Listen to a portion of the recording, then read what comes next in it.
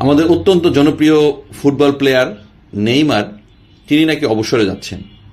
হ্যাঁ, ঠিকই শুনেছেন। 17 বছর বয়স থেকে অর্থাৎ 2009 সাল থেকে নেইমার খেলা শুরু করেন।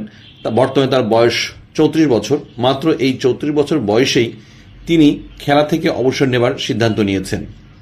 খবরটি নিশ্চিত করেছে ব্রাজিলের অনলাইন চ্যানেল কেজ টিভিকে দেওয়া এক সাক্ষাৎকারে নিজের এই ভাবনার কথা জানিয়েছেন সান্তোসের এই ফরওয়ার্ড। তিনি অবসরে যাচ্ছেন খুব সম্ভবত চলতি বছরের শেষেই, অর্থাৎ এই 2026 সালের শেষের দিকেই তিনি অবসরে যাওয়ার কথা বলেছেন।